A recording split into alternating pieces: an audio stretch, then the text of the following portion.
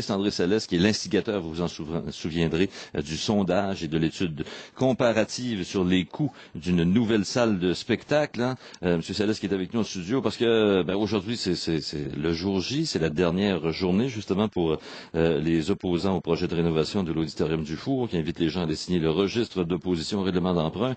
Un petit mot, Monsieur Salles.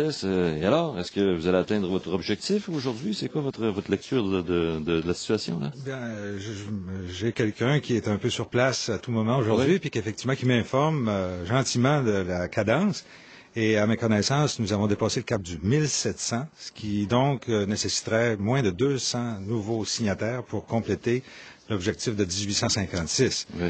Et selon la cadence de 110 à 120 au cours de la journée, en principe, nous devrions être capables de franchir cet objectif-là. Non, je me fie à vous en matière de chiffres. Mais il ne faut pas en parler au passé parce que, vous savez, c'est jusqu'à la toute fin, un peu comme à ces occasions-là c'est pas fini tant que c'est pas fini, comme ils disent dans le sport. Monsieur Salles, juste un mot sur l'exercice comme tel. On a entendu toutes sortes de critiques au cours des derniers jours, des gens qui disent que la Ville a multiplié les embûches pour réduire le nombre de signatures. Est-ce que c'est votre lecture aussi? Ben moi, si je démarre à l'époque où j'ai fait une conférence de presse, puis où j'ai déposé des informations, un sondage, il me semble, en tout cas, j'ai comme eu l'impression que jamais on n'a parlé de mon sondage et de l'analyse que j'en avais faite. On a esquivé ça par toutes sortes de propos. Et donc, c'est pour ça qu'aujourd'hui, je pense qu'on est rendu au point de devoir réclamer un référendum.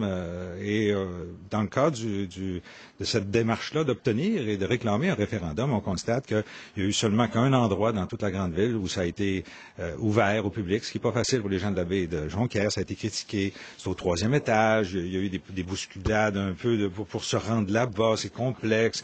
Et plus que ça, cette question-là, vous savez, du nombre de jours, c'est une loi qui dit qu'il faut, à chaque tranche de 500 signataires complets, on offre une journée.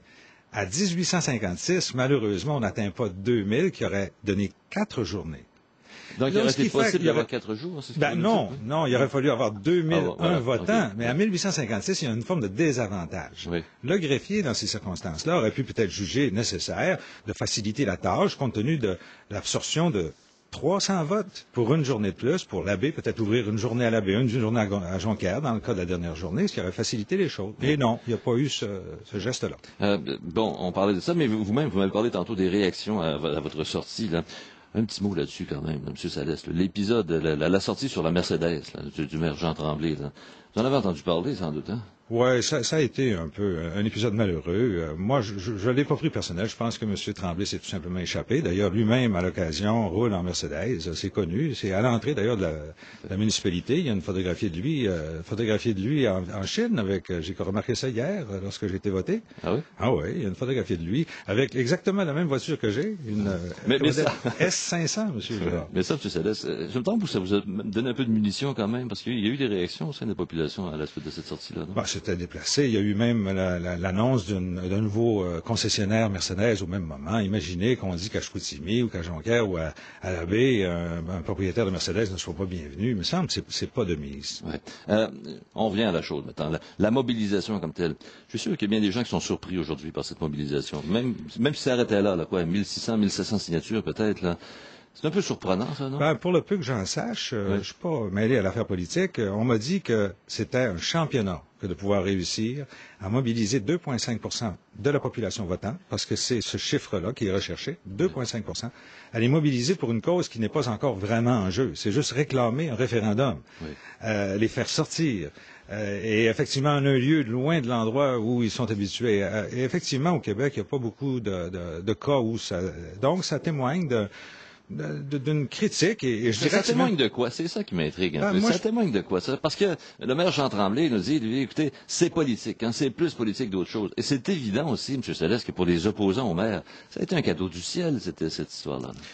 Moi, je pourrais pas résumer par la chose politique. On sait que les musiciens ne sont pas des politiciens. Les commerçants de la rue Racine, d'après moi, devraient absolument se soulever contre le fait d'aller investir dans le cégep par opposition à une salle qui soit en plein milieu d'un arrondissement qui leur est cher puis qui nécessite vitalité. Ça peut être pour diverses raisons qui ne sont pas politiques. Sauf qu'à un moment politique comme nous sommes présentement, on s'attendrait à ce que un conseil de ville, un maire, échange avec ses citoyens. Et on n'a pas cette réponse-là. Et je pense que ça interpelle des gens à dire, comment se fait-il qu'on n'a pas cette réponse-là? Moi, c'est ce que j'ai ressenti personnellement, parce que j'ai comme ressenti aucun intérêt de la part de la municipalité de venir contredire, échanger, m'informer de ce que moi-même je m'étais donné le mal de faire. Bon. Maintenant, qu'est-ce qui va se passer? Si vous obtenez votre objectif, là, mais aujourd'hui, d'après les chiffres, les données qu'on a, ça semble possible, qu'est-ce qui se passe après ce règlement d'emprunt qui a été bloqué? Croyez-vous que ça veut dire, c'est bon, mais on ne fait que retarder, parce qu'il y a des gens qui disent, en définitive, ça ne fait que retarder la rénovation de l'auditorium du Four. C'est la population de Saguenay, finalement, qui est pénalisée, parce que l'administration du maire Jean Tremblay, là, il n'ira pas demain matin avec une salle de concert que vous réclamez. Vous le savez aussi, ça? Oui, je vous rejoins totalement. Le maire de Saguenay est beaucoup plus expérimenté que moi pour savoir exactement qu'est-ce qu'il va faire. Probablement déjà sa décision est prise déjà pour demain. Il a déjà annoncé une conférence de presse.